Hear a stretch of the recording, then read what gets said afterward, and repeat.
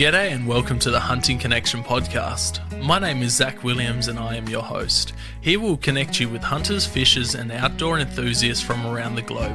This podcast will share hunting and fishing stories including past experiences and tackle the tough hunting stereotypes our community faces. We hope to be a positive influence to those outside the community while also having a laugh along the way. Hope you enjoy the podcast.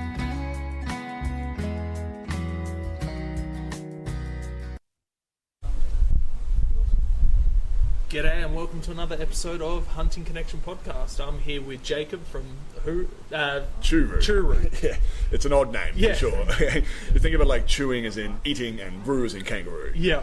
But spelled C-H-O-O. Normally I do a little bit more prep, but this was pretty last minute. I'm very low key, so not well known yet. Hopefully one day. No, that's awesome. I come across you through the video you put up on bow hunting, which was a really good video. Oh, thanks, man. Especially coming from, hunters tend to lean more one way than the other.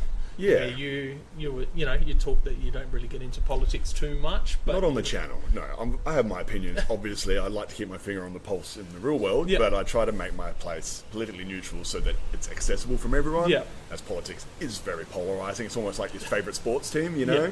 And if I said I barrack for this guy, you probably wouldn't want to watch my stuff. So I think it's approachable for everyone, despite my political views.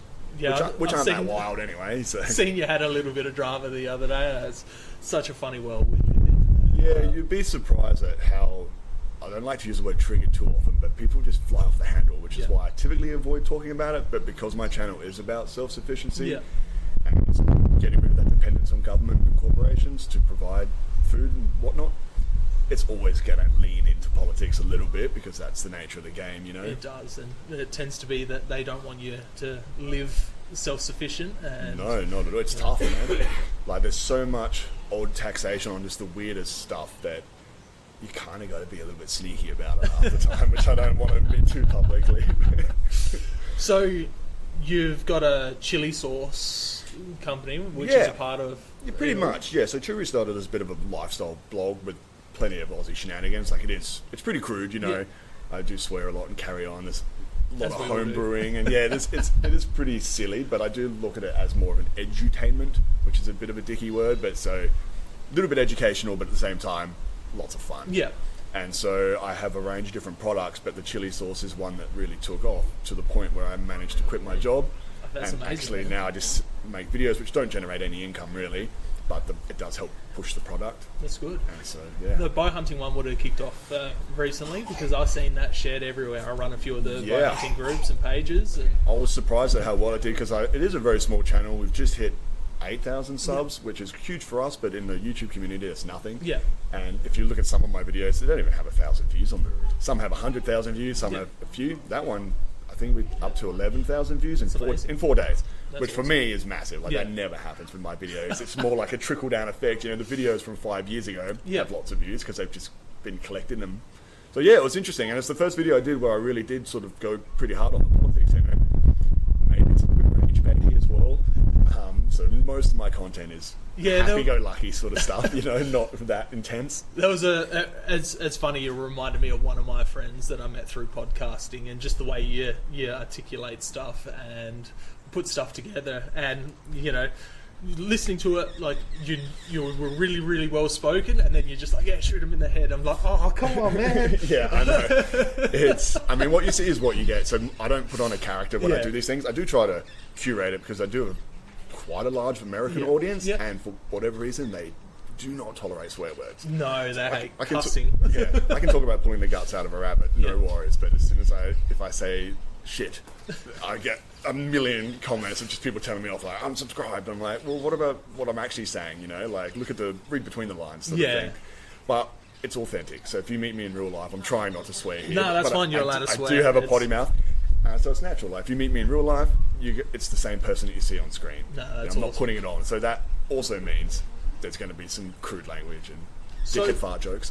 With the video on the bow hunting, why did you bring it out now rather than when it was all going on? Yeah, I did get that question. Maybe this morning I had a comment, someone mentioning that, and it's true. I did plan on doing it ages ago, like right before it actually implemented last November. Yeah. Just life took over, man. It just got away from me. I wanted to do it right. I was a little bit out of practice at the time with the bow as well, so I was actually going to do some hunting in the video prior to the ban. Yeah. And I even had a drone that I'd ordered so I could get some nice drone shots, and I had this whole plan to do it, and then it fell through and life took over and some personal things came up and just didn't get around to it. So now it's more of a retrospective thing, maybe a warning for future restrictions perhaps. Yeah. But yeah, it was regrettable that I didn't get it out sooner. But yeah, it just is what it is. So how did you find out about the ban? Just online. Yeah. Just pictures of everyone just kicking up a stink, but obviously not enough. I forget his name now, but the archery supplies guy. Yep. I follow him on Steve. YouTube. That's where Yep. I bought my gear from Yep. originally, about 6 years ago. And so yeah, it's just something that I really enjoy doing. I would never pretend to be a hunter. I say that quite explicit. Like I say it all the time. I don't pretend to be something I'm not, but I have shot at least 100 animals with a bow in the last couple of years since I actually decided I was good enough to do amazing, it. man. The first few years I didn't shoot anything because I wanted to make sure it was ethical, you know? Yeah. And I got to the point where I was getting pretty accurate and I went, okay, let's go. And as I mentioned in the video, I've only ever shot rabbits and hares. Yep. I've never gone for big game. Honestly, man, if you can shoot a hare, you can shoot a deer. They're Tough. I got one crazy once. little. I got one once because the hares run, man. The rabbits don't. They just Yeah. sort of stand there and look around. So Tasty little buggers too, yeah, both of them. I love it. It's one of my favourite meats. Really high in protein. Yeah. It's just succulent. Yeah. Sweet. Yeah. As well. I do popcorn rabbit Nice. with my kids. Absolutely love it. But Yeah, you know, fantastic. numbers. I'm on the northern side of the hills. Numbers are dwindling down that way. Yeah, which is good in a way, but is. you're always torn between that, where you're like, man, I wish there was no pests, and then you're like, but then what would I eat? You know? Yeah, So- that's one of the things I say quite often on this podcast is that I am torn. Like, I hunt for conservation to remove and introduce species, but I love the introduced species and I love the source of protein it Yeah. provides for me and my family and friends. Absolutely. I mean, that's the thing that I talked about with my cousin, who's an avid gardener. He's an agricultural scientist. He's in a bunch of my videos. And he grows so much food. He's just insane. But he's also a really avid fisherman. And he's really keen on the idea of removing it and bringing back all the natives. And then Yeah. hopefully by that stage we can fish and hunt native animals. Yeah. But is that ever going to happen? Probably not. I mean, kangaroos are at an all-time high. They're actually in plague proportions. It's really hard to get approval to shoot them. Yeah, kangaroos are a tough one. Like, there's all these anti-hunters from Victoria and New South Wales who are saying that, you know, kangaroo numbers are down and they're dwindling, and they've actually gone to because places like Adidas and Nike were using kangaroo leather to Right. make their, you know, basketball shoes and Yeah, all of their excellent shoes. leather. But they've gone across and gone, hey, you know, kangaroos are really struggling here in Australia, and actually campaign to these companies overseas. Wow. And, you know, they're like, oh, you know, they're endangered and all of this stuff. And now these companies are like, all right, we need to stop using these products, which is crazy because it's one of the best renewable products in Australia. I mean, you want to talk about proper organic grass-fed protein, which is very high protein, very low fat. I mean, it's one of the best meats, and it's one of the best leathers around as well. Yeah. Some say it's the toughest leather you can get your hands on. Bodybuilders are using it. I see quite a lot of stuff on Facebook. People recommending it for It's people that fantastic, and it's delicious. If you know, that's why my channel Choo-roo is called Choo-roo, because it's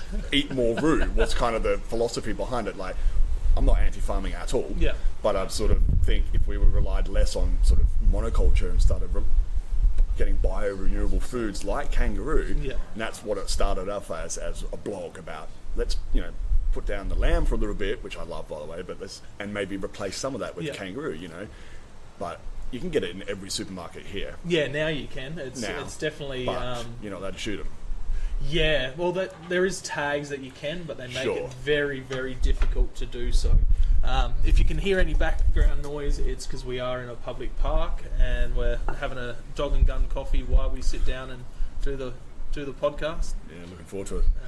It's not real hot, but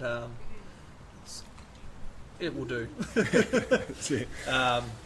Yeah, so that's the whole thing. Like, if you do go on my channel, I've got predominantly it's cooking actually. So 50% of my videos are cooking videos about how to cook game meat. So, and kangaroo is probably the star of that. So we did a kangaroo pie episode where we took like a classic cottage pie, which is a beef pie, and I talk about the history of shepherd's pie versus cottage pie, and talk about the potatoes, famine, and all this sort of stuff. So there is a bit of history. But then we did an Aussie version where we mince Vegemite to make an Australian shepherd's pie, essentially. So there's lots of fun stuff like that. That's amazing. I've got to check that one out. Like, we do a bit of pest control for kangaroos, which I don't talk about on the podcast. It's to me, it's not really hunting. It's just pest control for farmers. And the tag system we have here, and when we explain it to people in America, they're just blown away of the waste that we have. And if everyday people would know, would hear about the waste that we have when it comes to these species, whether it's kangaroos, deer, or camel's phenomenal. Camel is by far one of my favorite. It's a good meat, but the waste is huge. Yeah. I was watching something the other day, and they said, "Well, we just don't have the resources. Yeah, this meat's going to spoil before we can get it out of here. What do you do?" It's absolutely crazy. The camels is a hard one, but when it comes to helicopter culling deer in all the national parks here and private properties, like, they're bullying private property owners now to, if we can't shoot deer on your property, we're going to start fining you for every deer you have on your property, which is just insane. Yeah. And who's responsible? Who started it? Yeah, that's what I always look at. I mean, it's absolutely crazy. Yeah, and I see deer all the time out foraging. Like I said, I'm not much of a hunter, but I'm a very experienced and avid forager. Yeah, and deer and mushrooms seem to go together really well. It's a good combo, dude. In a pot. Not that I've shot a deer before, but I certainly have acquired plenty of deer meat over the years. And there you go. There's buddy. Sorry, there's a bit of grit that's come off. I'm a little bit gritty myself. So even 4 days ago, I was out looking for pine mushrooms and in Rocky Creek, which is just here near Mount Barker, and I saw a whole family of deer, and it was 10 meters away. Yeah, crazy. Had we been able to shoot, I would have easily got them with my bow, which I didn't have on me, obviously, because you're not allowed to walk around with them there. Yeah, that's the or crazy, anywhere anymore. That's the crazy thing. Like, places like Victoria and New South Wales, where you can actually hunt public land. Yeah. Sorry about the grit. No, it's all right. Is just absolutely crazy, because there is people that go out foraging out there, and they hunt deer as well. And what goes better, like freshly foraged mushrooms and venison? Yeah, we had a really slow season this winter, but last spring and last winter we had a really good mushroom season where we collected, I reckon, 20, 50, 30 kilos of porcini mushrooms, which are a massive delicacy. And my friend, who we talked about earlier, Brittany, shot me a couple of hares, and we were doing porcini mushroom and hare pasta. Like, that sounds amazing. Just with like a nice white wine jus. And I'm telling you, man, there's nothing better than that, especially knowing that meat came fresh off a farm. Yeah. I foraged for the mushrooms myself. A year before that, we did the same thing when I went hunting with a mate, and he shot a couple of hares. I didn't get anything, but I managed to take one home. And just, you're exhausted from walking around all day, and then you get some of the most delicious and nutritious food available whilst removing a pest. Yeah. And for whatever reason, people are trying to ban that. Yeah. It's tough, man. It blows my mind, and it's like, I mainly bow hunt, and it was very, very hard for me. Like, I haven't had any, issues with depression or anything like that, but it was almost a depressed feeling when it was coming, because that's what I've grown up, like, that's my one passion is bow hunting. Yes, I have rifles. Yes, I rifle hunt. It's a quick way to get meat, but I prefer bow hunting. Yeah, getting nice and close. I was gutted because I don't even have a gun license. So, like, for me, now I'm going to have to fork out a ton of money to go and acquire all that, whereas I was perfectly capable, mowing down rabbits with a bow. And they're everywhere. Like, they're even in my backyard. I can just shoot them off the balcony. Oh, and it's super quick for them, too. Yeah, of course. I'm using 60 pounds draw weight with a proper bunny buster head. It's not quite a broad head. Yeah. You can hit them anywhere, and they're gone, man. Bunny busters are good. That for me, I put the bow down for a little while after I met my wife, and we'd sort of focus more on foraging and gardening, but then I was getting way back into it, and then I hear about this bow hunting ban, and it freaked me out, man, because I'm okay with a rifle, but I'm certainly not a gun guy. I didn't grow up with guns. I'm all self-taught from 6 years ago. Yeah. That's when I moved to the country and went, now it's time to nest, settle down, and sort of like, become less dependent and get out of the suburbs and all that. And then this comes along. It's tough. It's devastating. And it doesn't make any sense. No. Just watch my video. I mean, I did my research on that very thoroughly, and I think, the fact that they're just poisoning him anyway doesn't make any sense. The fact that the evidence they used to sort of stop bow hunting, they were giving native animals and just criminals doing criminal things anyway. It's unrelated. That's the thing, and that's one thing most people don't understand. The people that have ruined it for us were the people that were doing illegal stuff. So that illegal stuff is going to continue happening. It's people buying sporting goods and going shooting stuff with field points. Yeah, I mean, they were prepared to break the law prior to this ban. Yeah. So why wouldn't they be prepared to do the same thing now? Yeah. Well, the thing is, unless you're a bow hunter, you won't know about it. The general public doesn't know that bow hunting is now illegal in South Australia. Yeah, I think even with my video, a lot of people were surprised. I thought everyone knew. No. You know? It's just because we're in that community. But, like, you speak to most people, they're like, oh, doesn't that not kill the animal? And you explain how an arrow kills through hemorrhaging rather than a bullet killing through shock. Yeah, it's like trauma. Yeah. So, and you explain it, like, the body just goes to sleep. Like, you ever cut yourself with a really sharp knife? Do you feel it? No. Exactly. You just feel a little pinch and you're like, oh, man, I'm bleeding. Oh, that's really bad. Like, I need to go get that checked out. That's what a really sharp broadhead does. I can only think of 1 or 2 times where I hit a rabbit and it didn't instantly die, but it was paralyzed. It was probably unconscious. And I'm shooting within 20 meters. Yeah. I'm a sprinter. I got there. That rabbit, I knocked it on the head within 2 seconds of loosing that arrow. Yeah. I mean, come on. You know how long it takes for a rabbit to die from poisoning? A long time. Yeah, like days, even week. You know, and other animals are getting it too. You know, so Mixie's horrible and Khaleesi's horrible. I mean, we got to cull these things some way or another. I get that. I'm kind of on the fence with poisoning, but to ban bow hunting is ridiculous. It's unrelated to, like, and we're not even doing that much pest control in the grand scheme of things anyway. So it's like, it doesn't make any sense whatsoever. Yeah, unfortunately, the lady that banned it, Susan Close, she had a narrative, and apparently her father is a crazy animal rights activist guy, and he's seen some goats up at the river. This is just all hearsay. This is what I've heard. Right. So I don't know, how true it is. So forgive me if it's not true. But he's seen some goats up at the river walking around with arrows in them. And that's where it all kind of kicked off. Plus pressures from RSPCA with, the seal shot by someone, domestic cat shot by someone. Yeah, exactly. That's what I talk about in the video a lot is these are not hunters. Yeah. These aren't hunting accidents. No. These are idiots doing idiotic things illegally. Yeah. And now I'm suffering because of it. Yeah, and a lot of people are. And so will the environment. Yeah.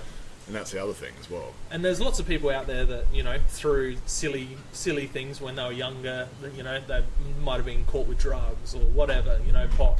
They can't get a firearms license. So now that they have no way of hunting and securing free, I don't like to say organic because I know a lot of these animals aren't organic because they're feeding on farms spray. But, that they're still losing out on all of these amazing protein. Yeah, I do talk about it briefly in the video without going into too much politics. Is that I believe it to be class warfare because it is exactly that. It's now I have to fork out money to obtain a license, gun, etc. I mean, having all that's great, but I didn't need it before. Yeah. And now I do. Is that like you said? If people have any sort of weird discrepancy in their past, you're out. Yeah. And it's like, well, we've all made mistakes. Heck, I was close to having that discrepancy at one point in my past, you know what I mean? Nothing. We've all done stupid shit in the past. You never know. And so, like, that sort of restriction is shocking. And if you go to any supermarket, it's wickedly expensive. Yeah, it is. And now that they're trying to make firearms licenses harder to obtain, they're coming down on calibers that you can own. Yeah. They're coming down on how many of those calibers you own. You have to give, like, a reason for everything. And then if you get a caliber that does the same thing as another caliber, they want you to explain, why do you need 2 very similar calibers? It's like, well, one's for short range, one's for long distance, or, one's for thermal, one's for this. Yeah, and so for me, who doesn't have a background in firearms at all, I've done a bit of shooting, I've done a little bit of target shooting, pistol shooting here and there. I do go out with a mate and here and there, but I don't know what I'm doing. So this is a steep learning curve for me as well. So, which is annoying because I don't have that much time. Yeah. And I don't know. I'm gonna do it, but it's gonna take me a while. So, what do you do in this scenario? I don't want to break the law. I'm not a stickler for it, but you can oppose the law without breaking it.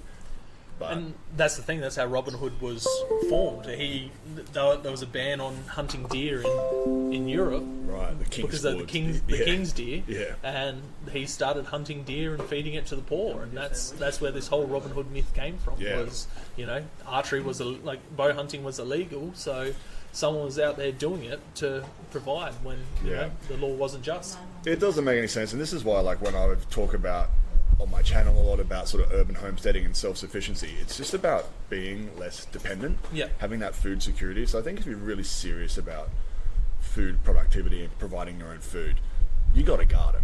Now, it's not as exciting as hunting and fishing, I get that, but I mean, that's where most of your carbs are coming from, and so a lot of your food comes from, and it's something that is still very, very easy to do. Like, within 2 square meters last season, I grew maybe 60 kilos of tomatoes. That's within amazing. Like the size of this table here, it's about 2.5 square meters, just from knowing what I'm doing, putting that effort into the soil and stuff like that. So for me, it's a combination of hunting, fishing, growing, and then also trading. Like, I do a lot of trades. I'll be like, hey, I'll grow you this food, you can swap out some meat or whatever. And it's getting harder and harder to do that.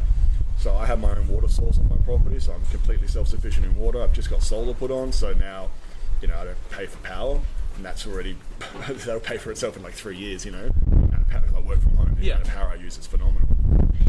But not being able to go out and procure my own meat is devastating. And I do a lot of trade with my mates who run cattle and stuff, so I can still have access to like nice grass-fed stuff with no carbon miles.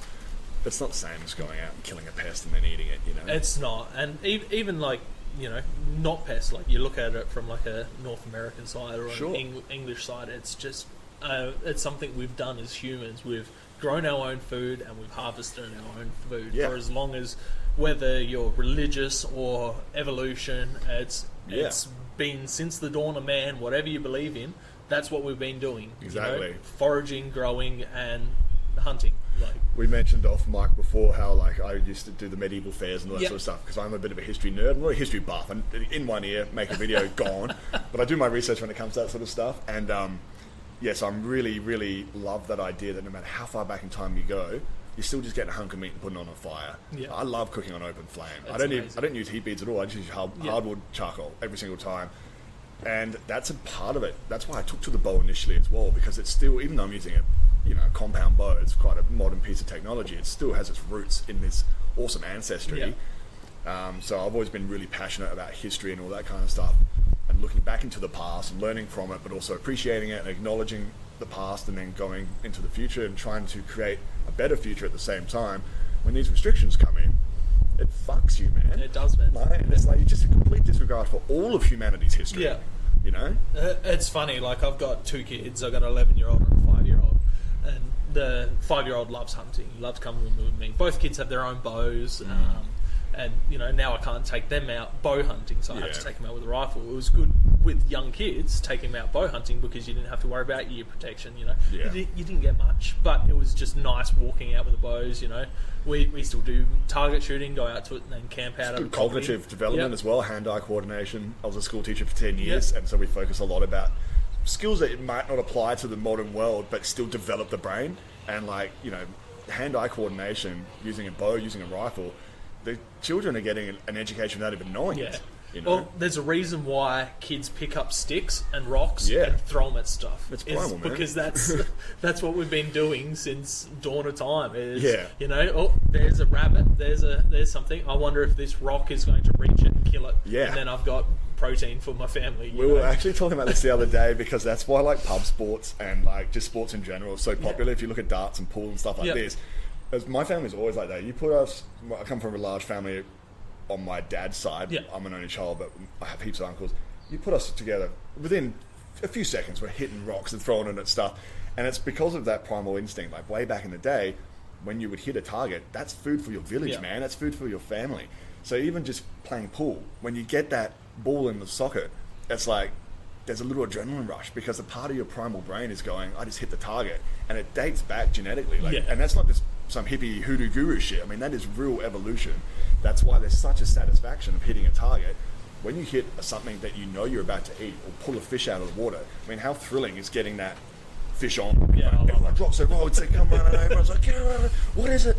And there's something like, that's a dopamine release, it's a drug, man, but a drug that's not going to fuck you up for life. And you get to bring food home. Majority kids, you catch a fish, like, without even being taught. They go up to it and they start poking the eyes. And, they with carp, like, my kids, you catch a carp, you kill it, you throw it on the bank. Yeah. And my kids are straight in there with sticks and stuff, like, just checking it all out. And, It's something that is just so within our nature to deny us that right. Yeah. And of course, I mentioned this in my video going back to the bow hunting ban. The fine for breaking that law, at least initially, is $1,000. Yeah. Now, that's not a huge amount of money, but it is for some people, and I talk about that in my video. It is. Which means if you have a lot of money, who cares? Yeah. Keep bow hunting. Who gives a shit? It's not even a criminal offence. It may be repeat offenders, like I said in the video, it doesn't specify. But if you're earning $5 or $6 grand a week, you're going to roll those dice on a K if you get caught at all. So, but if you don't have that money, you're stuffed, My biggest thing with it all was, how are they going to enforce it? Like, bow hunting was only legal on private property in South Australia, so there was no way of, unless, you're sending the Parks Department or police onto private property to watch people doing stuff on their own property. There's no way to enforce it. Get helicopters around. It doesn't make. There's no way to enforce it, and that's the thing. And my video does get a little bit dramatic, and I'm typically a happy-go-lucky drunkard. But like I said, the reason I made it, albeit a bit late, was because I am very passionate about that sort of stuff. And it's something like hunting. I've got a mate that I made a few years ago. We sort of met through a mutual friend, and now we've really hit it off. And he's a big hunter, and so I've really started to ramp up my hunting. And then for this to come in, it's like kind of a bummer. Yeah. So I forgot what I was going to say, but it's something. Yes, I forgot. Yeah. Oh, it's an emotional subject, man. Like, I've done a couple of short podcasts to try and get people to sign a petition, which I found out later, South Australia doesn't accept any internet petitions, e-petitions whatsoever. Yeah. Oh, that's bullshit. Yeah, so that didn't help. It has to be pen on paper signatures. Right. Otherwise, South Australia doesn't accept it, which is just another way. Yeah. Saying, like, because if you're busy and you've got a busy life, what if you're a single parent who's got time to muck around writing letters? Who can even write anymore? Yeah, I grew up typing, man. Like, I can type 1 million words a second. I can't hold a pen for more than a minute without my hand cramping. Yeah. I can't tell you the last time I wrote a sentence with a pen. I mean, this is a bit sad, but my mum and I do write back and forth because they live far away, and I like the nostalgia of it. But ever since I broke my hand, I used to do a bit of boxing.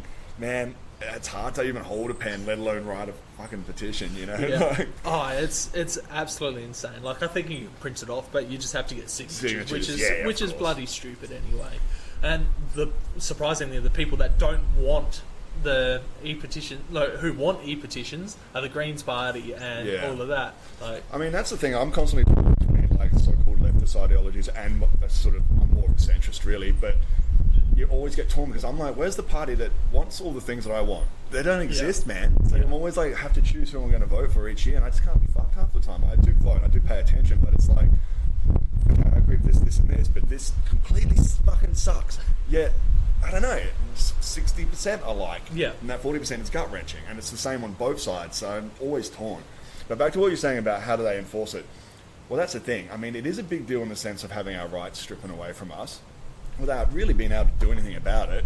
But at the same time, can they really stop you? I mean, I'm not condoning committing a crime here. Well, it's not even a criminal, so it is against the law, but there's a difference between criminal and law breaking. A parking fine is not a criminal offence, yet it's still against the law of speed.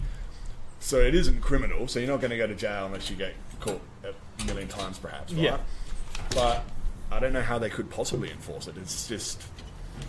I mean, so is it the end of the world? I don't know. Yeah, it's a hard one, man. Like, the way they did it was... Do you know how they brought it in? Not strictly. I know there was a lot of campaigning at the time, and it was up for a while where they were humming and hawing about it. But I believe it would have just all been done behind closed doors anyway. Yeah, so they did. That's what they did. The past government did a meeting, I can't remember what the term is for it, but they ruled on not to ban it because, they might bring licensing in, or they might control it a bit better, or they might, you might have to register, which is... You still need a hunting license, right? You need to register online to hunt with a bow at the time. Is that right? Like it's just $25. It's a weird, touchy subject. Some people say you do. Some people say you don't because of the way it's worded. Because you can only really hunt private property anyway. Yeah. Like how they policing that as well. It's just a silly system. Bureaucracy at its finest. Yeah. So they decided not to ban it. Then this current government got in. Susan Close started pushing it. She said it was one of their campaign promises, but there was nowhere written about it. I didn't see it anywhere. You had a lot of people like Sarah Game, Benjamin Hood, and a bunch of other people think it was like they're just like, this is absolutely ridiculous. We're not going to vote it through if it comes through Parliament. So she went around Parliament and went to the Governor General and got it signed in as a proclamation on top of the National Parks and Wildlife Act. Yeah, that's right. Because there's something about in the 70s. 1970 something, there is this tiny little clause, because this is what I was going to mention in my video ages ago, because I did write a huge script 6 months ago, and then when I came to do the video I just sort of improv. I did look that up actually. So it says that the Governor General has the right to change the law, blah blah blah, at his own discretion, which is like, that's playing God, man. Yeah, that's not democracy. What the fuck is that? Yeah, it's so shit. I'm pro democracy. I'm pro somewhat capitalism. That's not it. That is just borderline dictatorship. Yeah, and that's it. Like, how was the Governor General informed? Were they told, like, shown videos, or was it just which would have been just one-sided? Yeah. But we personally can't really contact the Governor General to. I tried to get him to come to one because I run a small chili fest, and I tried to get him there just to help promote the fest and not fucking grill him, but he didn't come. So he didn't even reply to my messages. So, but that's the thing. When it comes to something like that, if you look at those acts, there is so many loopholes where it's just kind of open to interpretation, which allows sort of authoritarian decision making, really. So you can just do whatever you want and use a loophole. But even if there wasn't one there, this is such a small thing for most of South Australia that there's no one rising up against it. There's not enough of us to sort of kick up a stink. What it are with other things that have been proposed and then got canned, which I briefly talked about in my video. Yeah. But the bow hunting thing, like I said, it looks good on paper. Bow hunting's bad. Get rid of bow hunting. And then everyone who doesn't know shit about it goes, well, you know what? I don't want a deer with a fucking arrow in its face. But that's not the reality of bow hunting. Well, it can be. Well, of course there's accidents. There's always, there's been times I've made bad shots, and I'll never admit that I'm an absolute crack shot, It happens. Being like hunting, deer move, goats move, all of this stuff, but you're trying to get the most ethical shot as possible. Sure, I guess I spoke out of line. Accidents do happen, but I think to say that to put a blanket term over all of it, and say all bow hunting is bad, it's cruel, guns are more ethical, poisoning is somehow more ethical, or that's just not scientifically accurate at all. Bit of background noise. That's a sick skid, dude.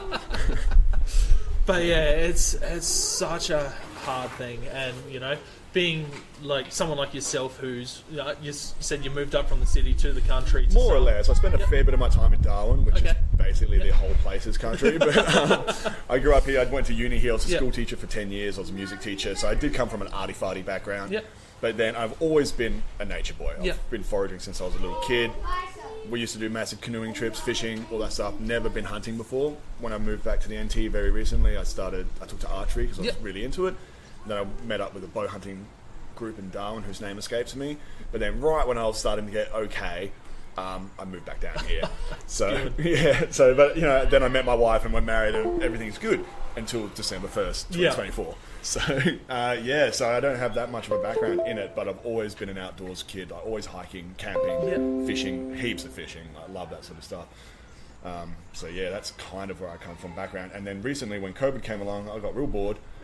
Because I make most of my money through festivals and markets, selling my sauce. When they all shut down, I had nothing to do, had a bit of savings, and then I started foraging and getting really obsessed with gardening and foraging. So I grow a ton of my own food, I forage for a ton of it, I hunt and fish.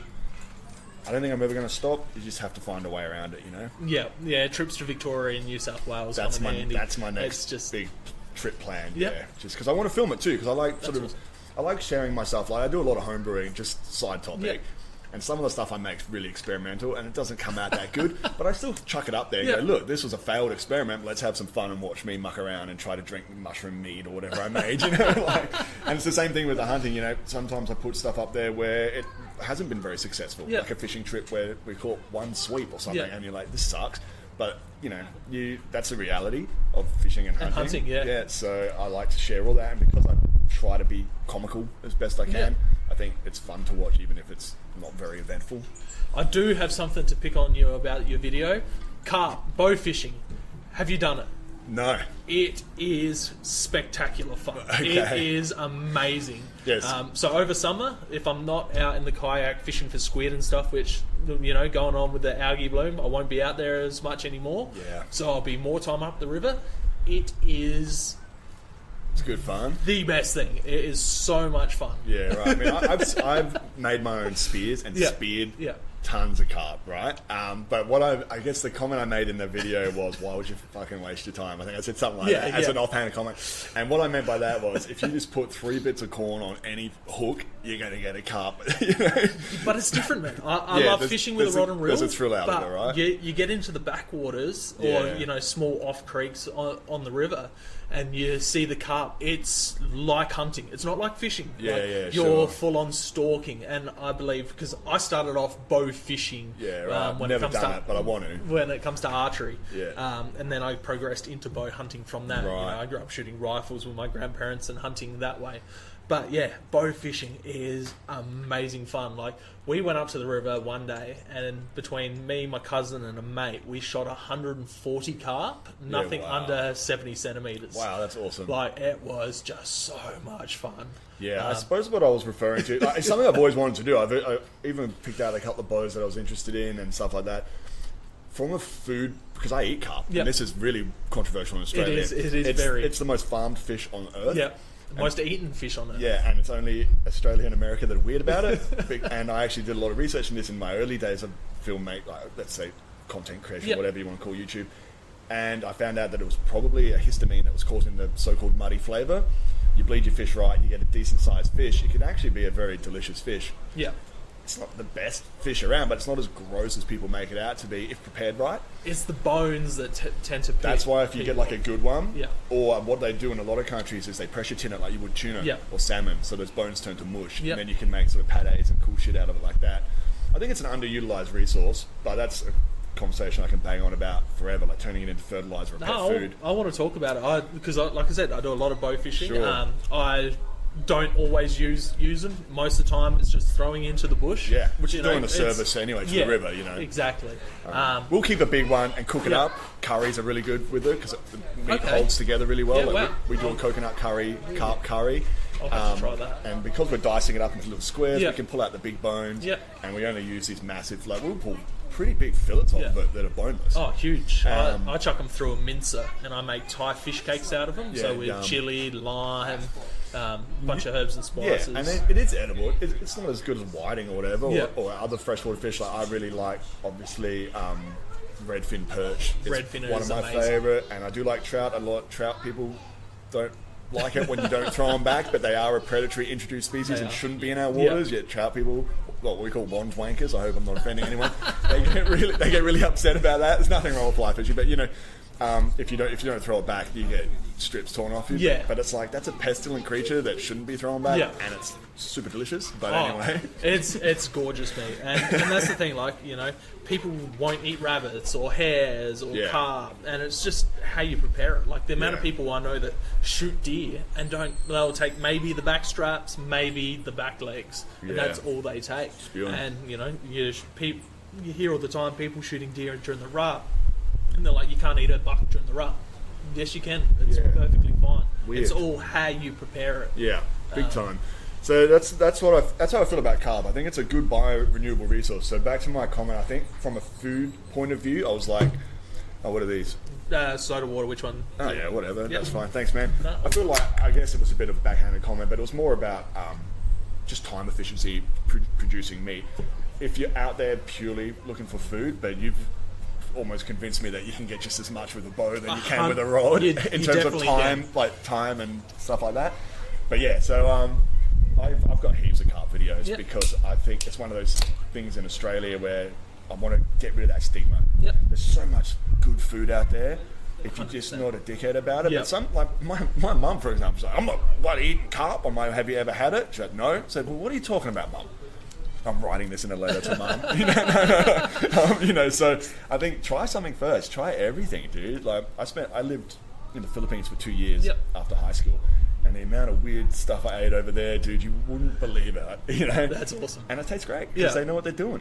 Yeah, I had a fella on recently, and he said that he ate wild dog. He lives up in Queensland, and he said they cooked up, and I can't remember what he said. They made a curry or something out of it, and he said it was fine. I've had dog in the Philippines, but I didn't know I was having dog, just for the record, because my mates were locals, and they were just pricks. They were eating testicles, like all this sort of stuff that you would typically, especially I was only 19, you wouldn't think that. I just grew up on lamb and beef, right? And rabbit guts and stuff like that because, my family are immigrants and from Austria, and we grew up eating weird stuff just because it was cheap. We didn't have any money. But eyeballs and stuff, just weird things, dude. I cannot say you were saying off mic that you like offal. Yep. Do you eat eyes? No, I haven't tried eyes. I do not like them, man. Because it's the popping. Like they pop like a grape. I've had fish eyes. Like, you cook a whole fish in clay over the fire. I love whole baked fish. It's my favourite way to prep it. Have you done it in clay? Like you get a bunch of clay. Just on the Weber. Yeah, no. You get clay and you mould it around the fish and put it in the coals and cook it that way. I remember doing an Aboriginal camp when I was year 4 or 5. We went away, and they brought a bunch of Tommies out, and we had to mould the clay around the fish and cook it. Fish. And it was Tommies are an underrated fish, herring, and so is salmon. Herring is one of the most popular fish, which Tommies are, right? And so absolutely love it.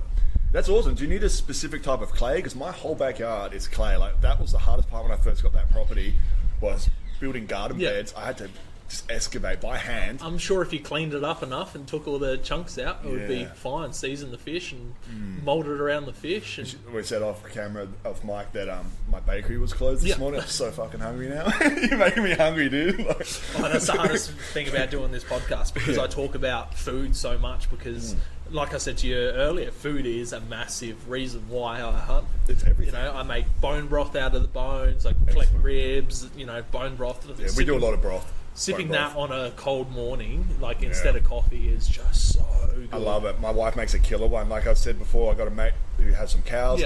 They throw out all the bones. They throw out the off. So we get that for free. And we just end up with 50 bags of cow bones. And so it's not quite the same as hunted stuff, but it's just going to waste anyway. And I do it. I buy beef bones. I bought bacon bones the other day. Yum. And did venison, beef, and bacon bone broth. Oh, that sounds awesome. It's so nice. It's so potent. We're such food nerds at our house. We're not snobs, but we're like, that's my whole channel is about cooking, right? Predominantly, so it's all about that kind of stuff and just using every little bit. Because we know there's a cost of living crisis right now. We know that food is phenomenal. I think it's gotten slightly better this last few months, because after going to the grocery store, I noticed that I wasn't blowing through like my entire disposable income and buying one pear and one apple, but it's still rough. It is crazy, and the food wastage, I got young kids, we're bad for it, but we live in a small little block. We don't have if we had chickens, we'd have a scrap bin. We get chickens soon. Beautiful. That's what, like I said, I'm trying to start a so-called urban homestead. So I've got 30 odd square meters of garden bed. The winter was a bit shit, but in spring it's the best.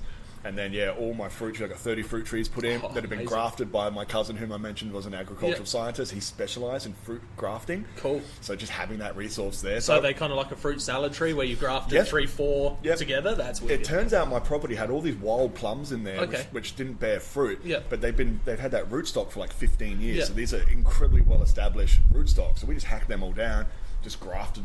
I don't even know what he's done. That's cool. He's got some, I probably shouldn't say this on mic, but he's got some I don't think it works for him anymore. There's some new experimental fruits that are coming out. Oh, cool. Like different types of kiwi fruits, all this kind of stuff that it's like, they've bred it in a very specific way. And strawberries and cherries, so we've put all those on my property. So we're like the only property in South Australia that has access to these on a non-commercial level. That's so cool. And so just having that food abundance, I've got a creek that runs through my yard. Excuse me, it's actually a river, but it's creek size, but they call it a river. it's spring fed, so I have water all year round that I'm legally allowed to draw from. Yeah, cool. So I don't have to worry about the expense of paying for water. In fact, where I live, there's no mains water either. So having all that available, and then throwing fishing and hunting and all that on top of that, this, to me, it's one of the most, if not, other than making delicious love to my wife, it's one of the most satisfying feelings on earth. It's providing your own food for your own family. Yeah, the amount of people that I've taken out that grew up in city environments or even country environments but never got into hunting or fishing, and I've taken them out hunting and taken them to shoot their first deer or their first goat or their first rabbit. Like, sometimes it's a mixed emotion thing for them, but once they start eating it, they're just like, I'm doing this for the rest of my life now. Like, it's just a game changer for people. I would like, like I said, I've only really shot rabbits and things, and a few little pesty things here and there. But when I got my first rabbit, I was so thrilled. Like, well, even though it's just a rabbit, I know a lot of hunters like this honestly, fucking guy. What a pussy. But no, it was like it was huge. Rabbits. It was huge for me because I've killed plenty of animals, I've raised plenty of animals for slaughter.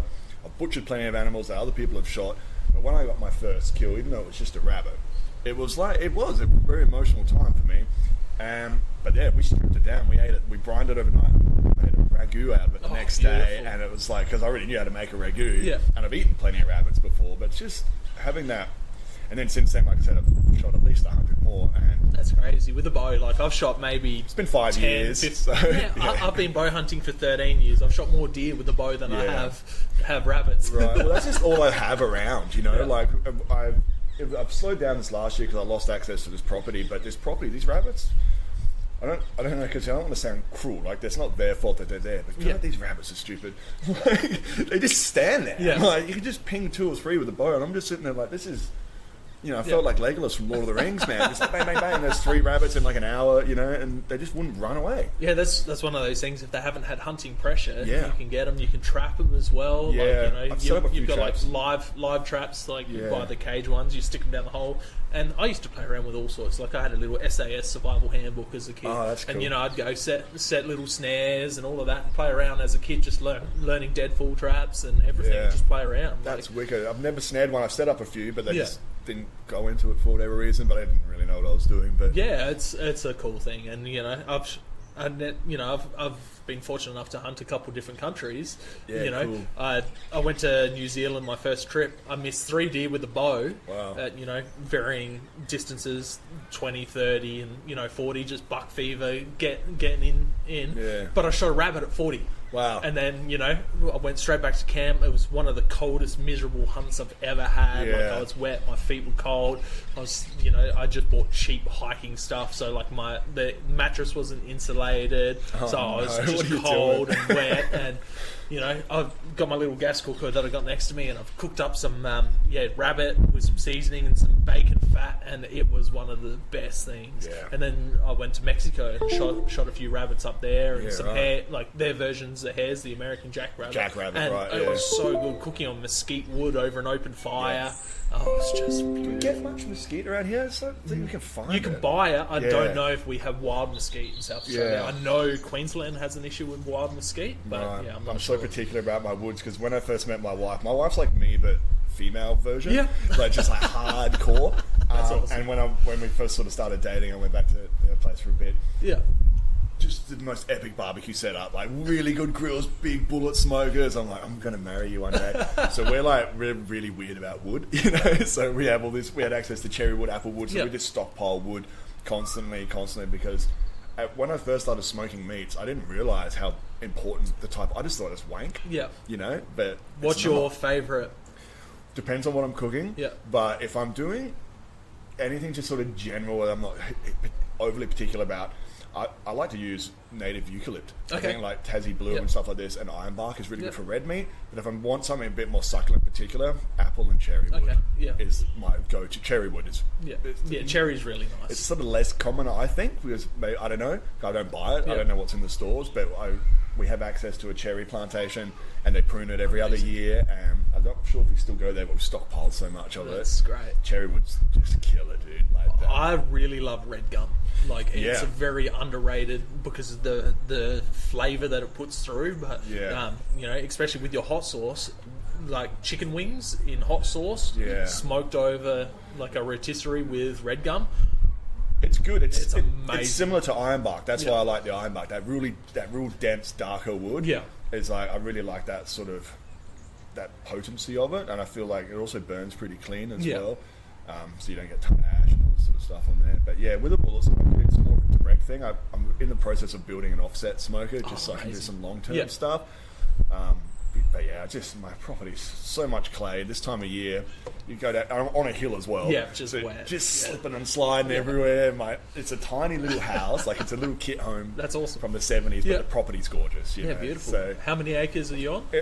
Less than one. Okay, it's just close, almost one. Perfect. But it's on the main street of the town as well, so it's quite like it's really accessible. So it's really cute in that sense.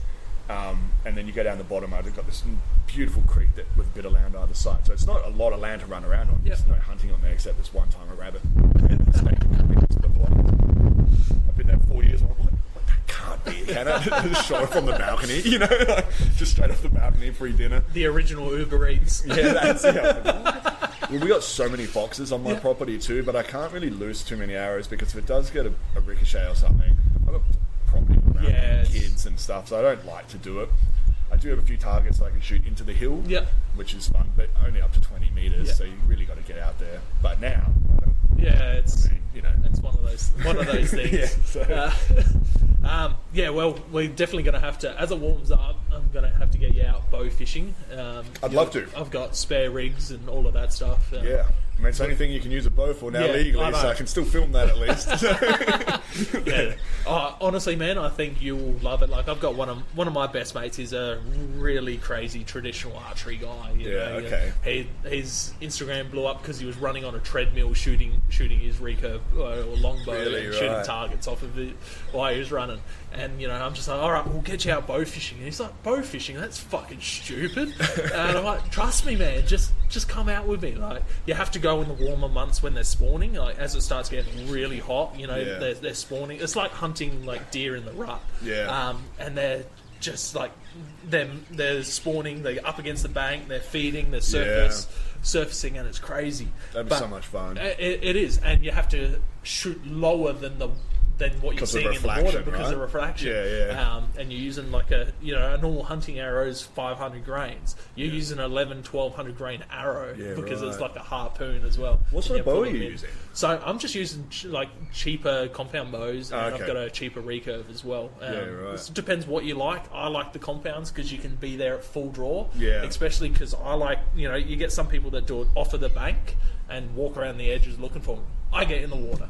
So you're not on a canoe or anything like that? Sometimes. But it's in a kayak. You're sitting at a weird angle, so you're shooting, and that arrow will skim across the water half the time. Where if you're shooting from the bank, you're aiming lower. But I've been in chest high water and shot carp. Like I'm standing. Oh wow, really? Like I'm drawing above the water. What's your draw weight? 70 is what I'm aiming. Really, even for bow fishing? Yeah, it's overkill, but you know, like I've got doubles and triples, so I just like, you're pulling in the arrow, there's 3 fish lined up and you shoot them, you're pulling the arrow and you've got 3 fish on that arrow. It's a freaking cool feeling. I've been told that shooting rabbits at 60 is a bit overkill, but it just shoots more true. It does. I've only got a single yoke on cam on my bow, but I'm pretty fit. I can pull that back without, I can lose 100 arrows a day without hurting myself, which is what I used to shoot at when I was practicing. But I don't know. It's a pretty modest entry level bow. No, that's fine. Like I've got 2 PSE stingers set up for fishing. Well, that's what and mine is. Sting perfect. Extreme. They're perfect for bow fishing. And the good thing is you can screw it where the stabilizer goes, or you can get a side mount reel, and you can that way you can go. All right, I'm going hunting today. Take the reel off, or I'm going bow fishing today. Put the reel on. Right. And okay. Well, let's definitely stay in touch then, because I would love to do that. Because we do several trips up the Murray. Every summer, pretty much. And you find a backwater, you can bow fish it, and it's awesome. But like I was saying, I get deep in the mud. I took Ilias, is the guy's name, out, and he shot his first carp. He missed a couple, hit one, lost it, and then I got his first one on camera, and he was just so excited. He's pulled it in. He's like, just out of nowhere, "Dad, I did it! Dad, I did it!" Like he was just over the moon. Like he was so excited. And it's just something about that primal like I said, that dopamine release. It's just nothing quite like it. You know what I mean? And his heritage is from Papua New Guinea, so like they bow fished, they bow hunted, so it's very primal to him more than some, because his dad was born over there. Yeah. So like his family, like he's got families that were headhunters. Wow. And, like it's got some awesome. cool stories. But yeah, it's just very, very primal for him. Yeah. And he's done it, and now every summer he's just up the river. He takes his kids fishing, he takes his dad bow fishing, and he thinks it's one of the coolest things. I might have to convert my bow then, but you can just switch it in and out, right? Yeah, yep. Right now, I wouldn't buy anything else. I want to save up for my gun license because I'm never going to stop. Like I said, I've got spares. I'll take you up, and you can use my spare bow, and we'll get up there. Yeah, that sounds awesome. I'll definitely take you up on that for sure. It's great fun. But I don't want to take too much of your time up. Time's precious. We're prattling on a bit here, haven't we? It's about an hour, which is about spot on. I really want to thank you for coming on. I really want to thank you for doing the video you did. Thanks, man. It was really good, and it popped up on my newsfeed first, and then I got about 10 shares of it saying, "Hey, check out this guy." I'm like, I've tried. I was wondering where the views came from. I'm like, my videos don't do this well. Like my last 4 videos didn't even get 1,000 views. And then all of a sudden, I'm like, wow, what's going on? So I appreciate that. And thanks for having me on, man. I'm happy to chat. And I think, what you're doing is really important, because even though I have been listening to a lot of your stuff, it can get pretty heated sometimes, but I think that's important because it's okay to be heated. You can have, we probably have different political views here and there, but the idea is that I pride myself on being civil. Yeah. Okay, that's why I try to keep Choo-roo a little bit politically neutral, which you can't be perfect. Yeah. But it's a safe place for everyone. Okay, it's about food. Which often does sort of have politics, especially when it's hunting. But my channel is about food, making your own homebrew. My mate's just opened a distillery, so we're doing lots of distillation videos coming up. You gave me a 15% alcoholic hot sauce, which I can't wait to try. I was saying before, it is a bit of an acquired taste, but that's probably one of my best sellers. It's 15% alcohol. It's loaded up with rum or cane spirit. Technically, it's not rum. Yeah. But it is rum. It's just not allowed to call it that. Yeah. And so all above board. It's all legal, and that's what I do for a living. And so so good. We do the Beer and Barbecue Festival, and we're doing Froth and Fury, the heavy metal stuff. Awesome. And we just make hot sauce, make homebrew, and that's so good. For people that want to look into it, where can they find you on social media, and where can they buy the hot sauce? Yeah, so everything's just Choo-roo. So CHOO, Roo, like kangaroo. ROO.com is my website. I think I'm overdue for a fee, so it might be shut down now, but I'll sort that out today. Instagram's pretty small, but the YouTube channel is the thing that I'm most passionate about. Like I said, the videos are hit and miss here and there, and it is pretty broad, so it goes for everything from homebrewing to cooking to even sketches, some history about, I do a whole thing on the history of the drinking horn, because that's wicked. I like my medieval history and how it plays a part in different cultures, and I did a video on myth busting.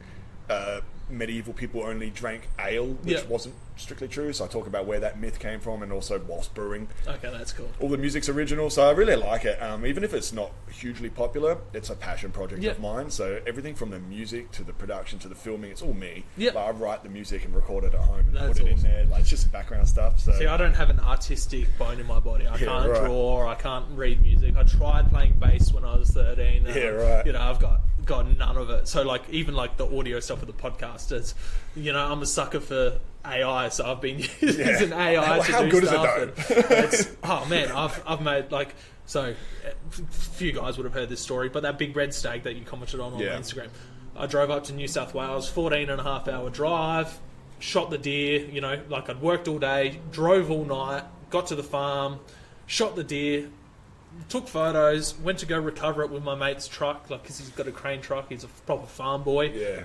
Lost my car keys. Oh, spewing. In the middle of a paddock, didn't find them, had a mate have to drive up from Adelaide to rescue me with my spare keys. That's a good mate. But, dude, it was insane. But I used AI to make ChatGPT to do the lyrics, told it what I wanted, then chucked it into a music AI app and made a song. Wow. And it's so freaking funny. Everyone loves it. I'm contemplating whether even though it's AI, whether I should start a Spotify channel just for the music side of stuff. Because I use it to shit post, guys at work, they'll have too many Mondays off, and I write songs about them, having days funny. Off. When you use the right prompts, you can get away with a fair bit of stuff. Again, from a environmental, well, I'm a big greenie, so in that sense, from an environmental point of view, AI is pretty brutal, but not forever. Yeah. It will be better because the technology will evolve and it won't be so power dependent, and stuff like that, and water dependent. But I use it all the time. I'm not going to lie. Not to write my songs, by the way. I'm a former music teacher. I studied at the Conservatorium of Music.